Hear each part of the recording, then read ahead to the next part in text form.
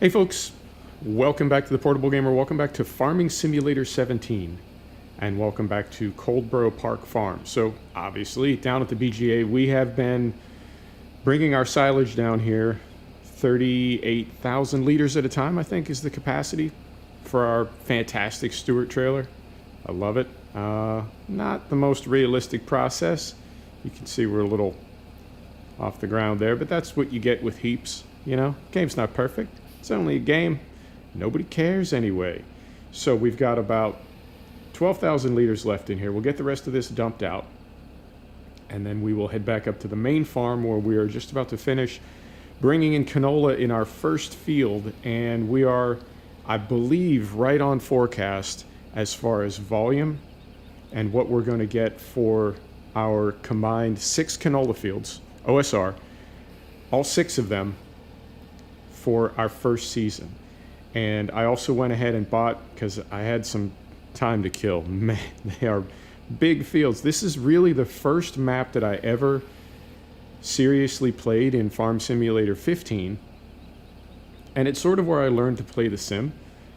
So it's funny to me that as many times as I've started this map in 15 and in 17 combined, I don't know, maybe 4 times, 5 times, like once or twice in 15 and 2 or 3 times in 17. As many times as I've started this map, it still amazes me that I forget how big it is. It looks like a little British map, right? It looks very cozy and quaint. Oh, hang on. Moment, please. There's one thing I want to do before we leave the BGA, and that is to head over to our digestate tank. I believe we're going to be on about 100,000 liters when we finish up this. I guess this is first cut, right? This is the, 99,596 and climbing, so about 12%. Perfect. So that means we can have a quarter of our tank full. Theoretically, if we're on 12% with 1 cut and we're going to do 2 cuts per season, we can have our digestate tank on 25%. That's fantastic. Okay, and that will save us money on fertilizer. We won't have to buy fertilizer. Good on us. And I'm just going to, don't tell the supervisor down here, I'm just going to drive through this pit. Probably shouldn't, but it would have been kind of a tough cut to get that around. And then we'll go over here, around this, and around here. Oh, and then right out the gate, we'll head back to the main farm and finish up canola in field. I want to say that's field 9. Yeah. So we will save a ton of money on hard fertilizer. We won't have to buy any, basically, or we'll have to buy less. We may not be able to cover all our fields. Come on. Come on. Got the traffic turned on, and it is a bit unnerving. So we may not, guy just hit me. We may not be able to cover all our fields with digestate or even with slurry once we get our dairy up and running. But we'll certainly be able to do part of it. And I want to say a slurry spreader is about 40,000 euro, 50,000. So at 200,000 euro per season, just from grass, from silage, I think we can justify that. And I did buy the mowers. Did I say that already? I went ahead and bought the Fendt mowers that we were using, that we had rented for first cut. I went ahead and bought them. Again, at 200,000 euro per season of grass, I think we can justify it. It was 55,000 for those mowers. So our loan is on about 78,000 euro right now. Not bad.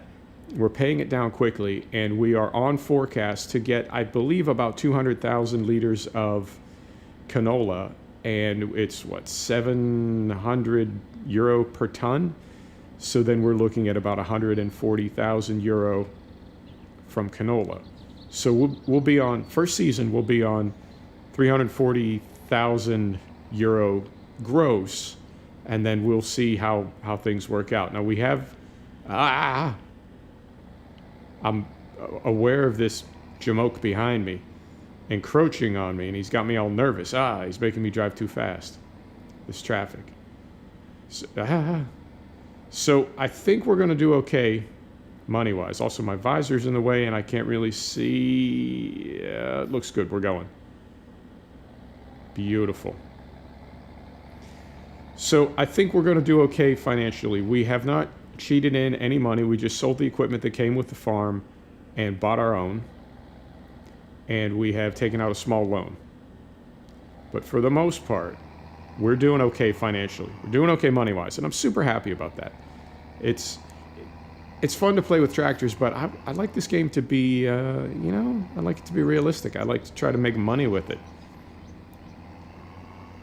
Where is, you know what? We've got room. I'm just going to take this up to the top of the hill and park it in the yard, and then we'll run across and hop in our 1660, put it on a worker because right now it's about half full, and then we'll hop in our Ford. We'll empty it once or twice.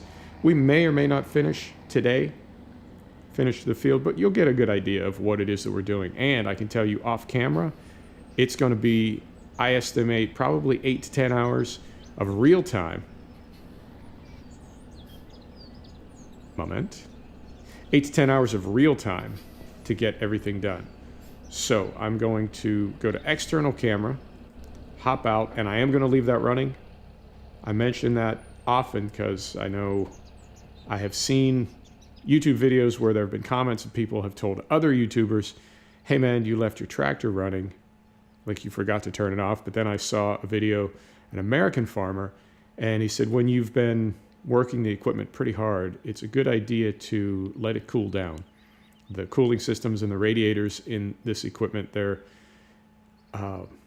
big enough, powerful enough that they're designed to cool the equipment when it's working very, very hard. So they have no problem keeping it cool when it's at idle. So it's not like it's going to run hot just sitting there. Ah, that default view. Why? Why? Right, I will be quiet so we can hear the startup sequence because I love it so much. Here we go.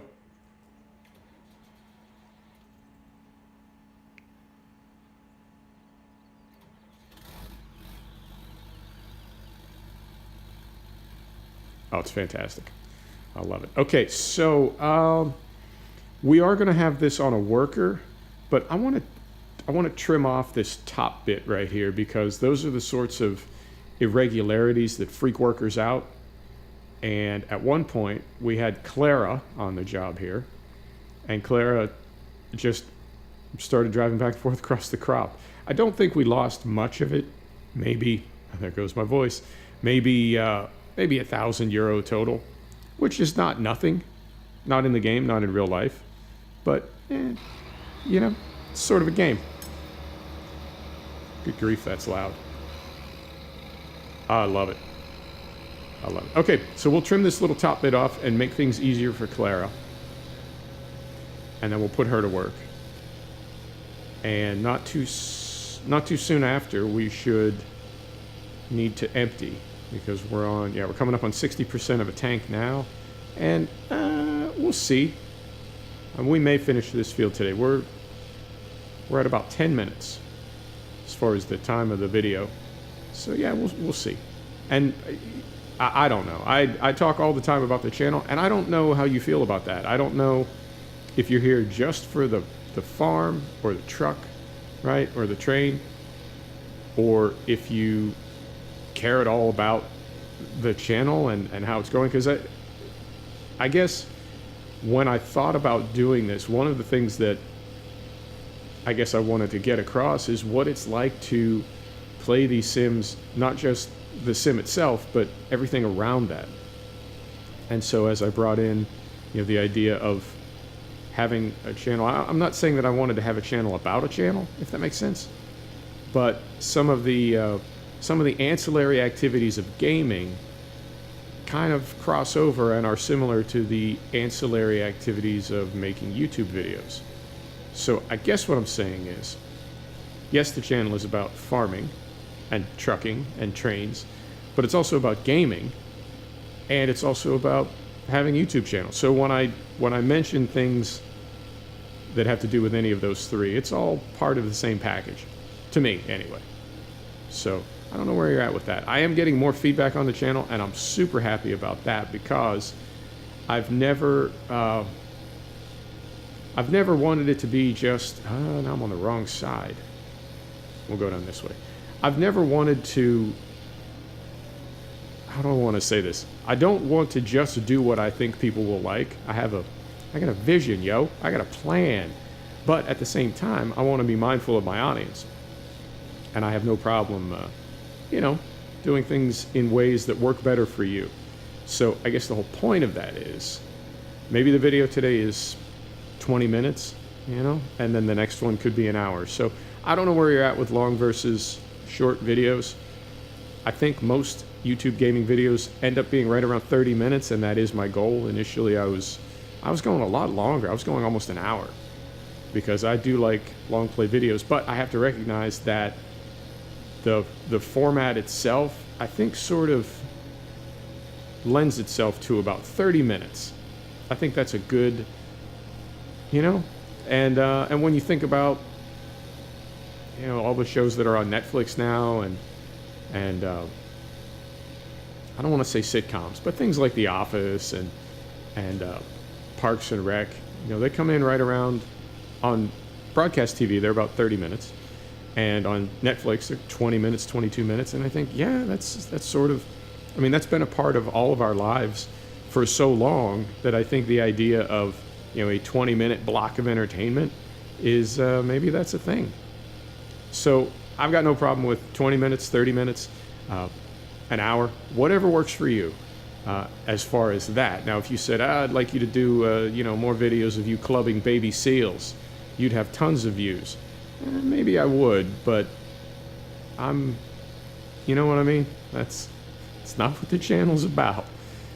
So I'm happy to tweak the content that I want to make to your liking, but it's going to be the content that I like. If I just wanted views, I'd be doing those Russian street fight clickbait videos. Anyway, yeah. So it's, what day is today? Is today Monday? Yeah, I think it is. Monday for me. You're going to see this on Tuesday. And something that I've noticed about the new year, not this new year, but any new year, something that I've noticed about the new year is I find myself a bit adrift. And I feel like it's because there's been a great deal of intensity leading up to the new year. And then things sort of, I don't want to say trail off, but it's like, okay, now what? And with my beloved Steelers being out of the playoffs, I've really, football was on yesterday, NFL was on yesterday. I'm not a bandwagoner by any means. I do love the game itself. And during the season, I don't just watch my team. I watch any game that I can see, unless it's like a Monday night game or something and it's just an absolute dog. When they schedule those, they do their best to try to have good matchups, but they schedule a year in advance, 15 months in advance. They don't know. So if it's a really bad Monday night game between two teams that are like 1-5, maybe I won't watch. But for the most part, I will watch any American football game. And yet, when my Steelers are out of the playoffs, it's, it's not quite the same. Now, I'm fortunate because the Steelers are kind of a perennial playoff team. They generally make it either to the full playoffs or at least get in via wild card almost every year. They've been, it's been many, many years since they have not been in the playoffs. I want to say 8 or 10 years. And it's enough of an event for them to not be in the playoffs that when it does happen, immediately there's talk of like replacing the coach, and is Roethlisberger finally going to retire? He's so banged up. But regardless of how we get there, when the Steelers are not in the playoffs really don't mean quite as much to me. And I think, tying it in with that sort of, I don't want to call it an emotional letdown, but you know what I mean. It's like after the new year, there's a great deal of intensity, and then all of a sudden it's just sort of gone. So when I combine those things, I feel like my what do you want to call it? My joie de vivre, Is that a word? I think I may have made it up, but it could be a real word. My moxie, my spice. It's like it's just all used up after we've made it all the way through the holidays. And it's like I just don't have anything left for really anything right now until I don't know, recharge. If I was loaded, come on, little 1660, get up that hill. If I was loaded, I feel like this would be when I would like go to Ibiza, you know, and you know what I'm saying? How Ill Will got his groove back. But at the moment, yeah, I'm just kind of adrift. It's an odd feeling, it really is. So let's do this. Because it's right there, well, I mean, it's right there. That's pretty far away. But because it's there, and because we need to kind of start a new row anyway, let's take this thing over. Let's take the mountain to the thing, the molehill. Is that a saying? It may not be. I may have screwed that one up. But anyway, let's take this over and tip it, and then we'll come back and put this on a worker, and we'll follow the rest of it via the Ford. I think that makes sense. Man, I'm having a hard time. I'm telling you what. It was like New Year's Day or the day after. I don't know if I had a stroke. I don't know what the hell happened. I'm just not myself. I'm really not. And to be fair, I mean, I wasn't much of myself even when I was myself. I think that makes sense. Yeah, you know what I mean. There we go. Beautiful.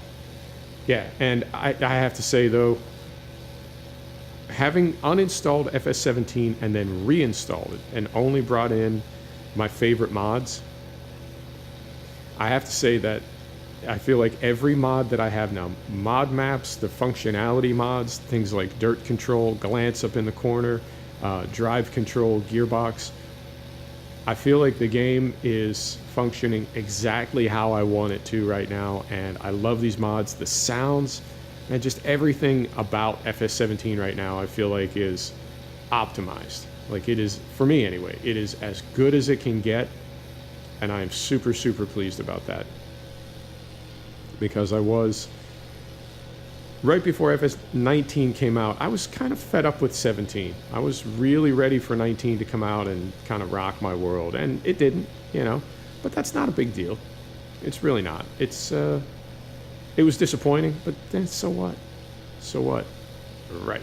So we're going to set the brake and get our AI window open. Our A not very I.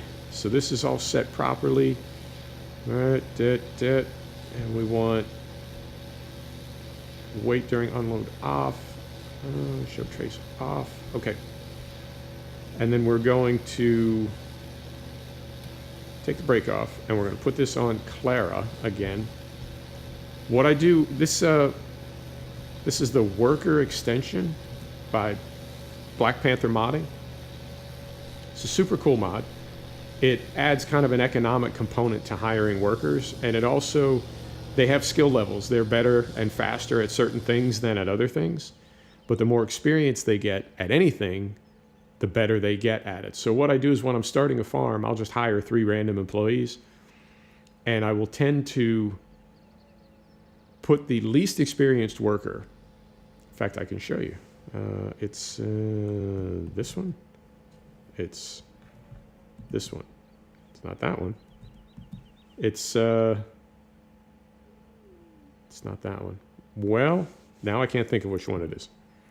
I know it's one of these. It's not this one. It's not that one.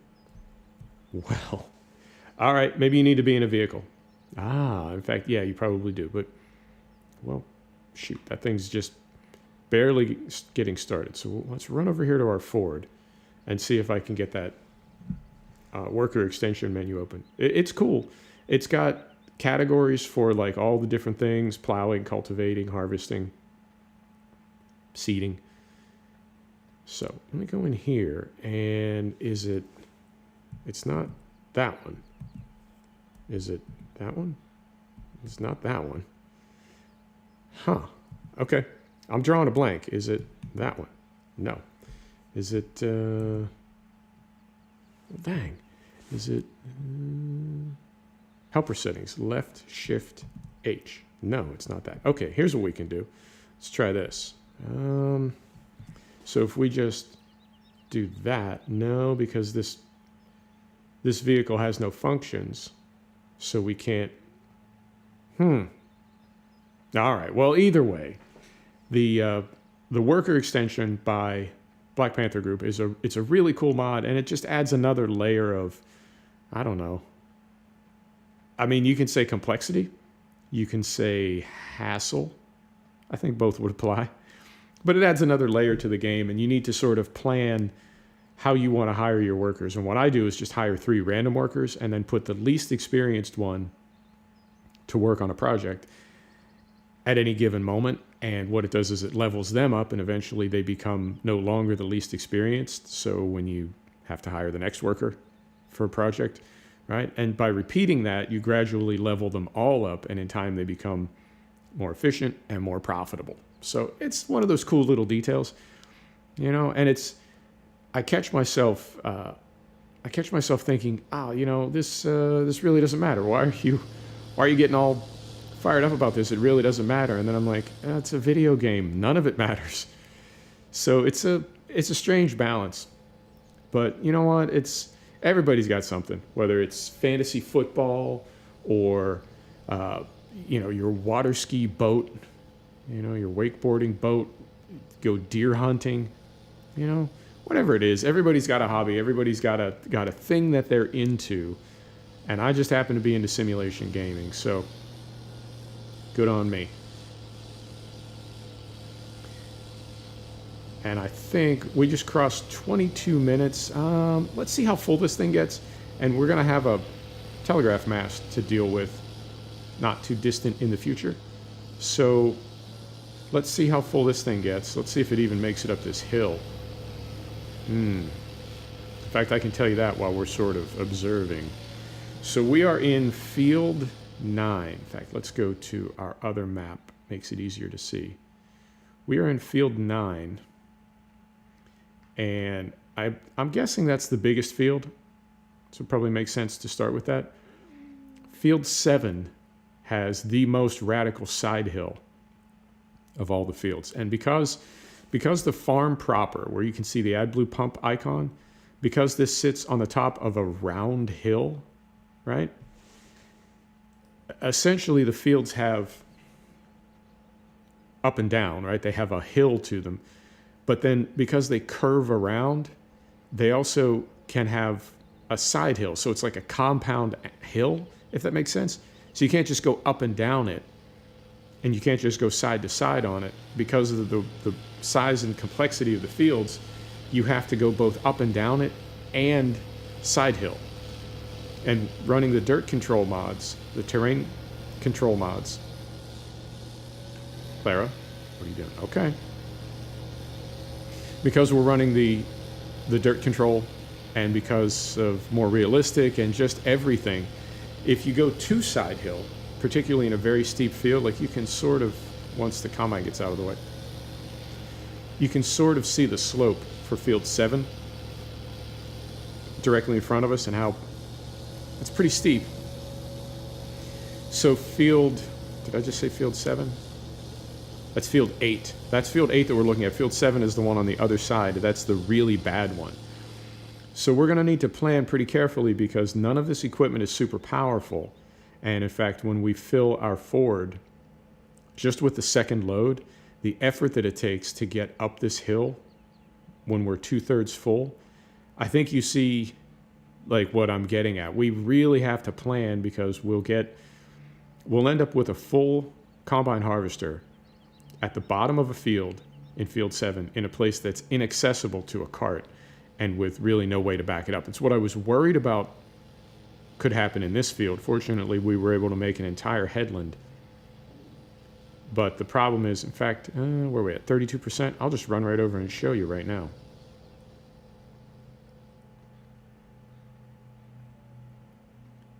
And I will literally run. We're running. And I need to clear my throat, pardon me.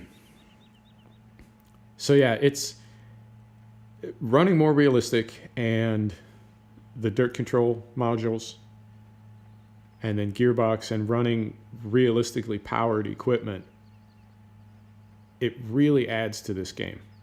So you can see, like, looking straight ahead, this would be up and down. We could just go, right?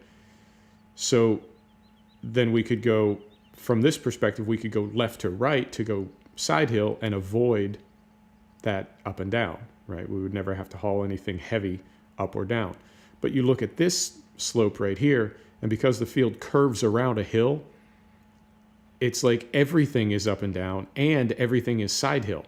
So we really need to plan this, because with our underpowered equipment, well, I can't say that. It's not underpowered, it's realistically powered. But I think a farmer would need to take things like that into consideration, or, there's one particular slope that I want to show you, and you may or may not be able to see it. And I may or may not be explaining this properly. But to me, this is right here. You can see from the angle of the trees are straight up and down. And you can see how steep this is, right? But this is a turn. So if we bring our combine harvester clockwise all the way around this field, this is a hill that we'll have to go up. Now, the other thing that we can do is we can start the other direction. We can start at the gate there and go anti-clockwise, right? So we're going down this very steep hill right here, but then our pipe is on the wrong side. So it's, you know what I mean? And this to me is the artistry of map making, that when Bullet Bill puts this together, it has to be deliberate. There's no way these maps play like they do. They're not just slapped together and then, oh, it turns out that it's really hard to sort of crack this field. No, there's nothing. He didn't just get lucky. This is by design, and it is amazing that a person can have the creativity and the creativity and the skill, right? And just the, I don't know, man, just the whatever, to put something like this together and have it be, I mean, I would say damn near perfect. This is as good a map as even this view, right? Even this view, everything about it, it's really, the mod makers and the map makers, they just astound me. I can't believe what they do for the community, and I can't believe the product that they make and how it changes the game. It's really amazing to me. Right, 28 minutes, we're gonna hop in the Ford. Been getting some game crashes. So, I'm actually gonna do a manual save game, in case we have a crash. Right? Get this started up. This is another great sound pack in this T-dub. And we're at 33% exactly, so we're gonna empty Clara out, even though she's only half full. We're gonna empty Clara out, and then we're going to, I'll drive back up the hill, just to give you a feeling for how hard these pieces of equipment have to work on these hills. Clara. Okay, there she goes. And that'll, I guess, maybe give you an indication of what we're going to be up against in Field 7. Which sounds, I don't know, maybe a little bit overly dramatic, but not completely without merit. Right. So, and yeah, she may just clear that mast.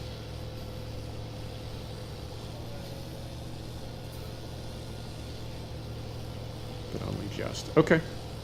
So if she does, then she'll keep working, and I'll finish up off camera. If she does not, then she'll stop here, and that's fine anyway. She's gonna make it. Okay.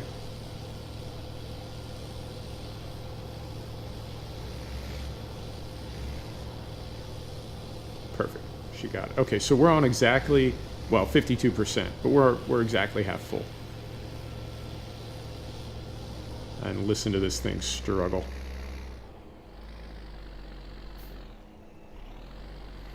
Now, I do have gearbox set to the simple mode, and there's 3 modes. There's manual, which you would use if you had a shifter and you wanted to row your own gears.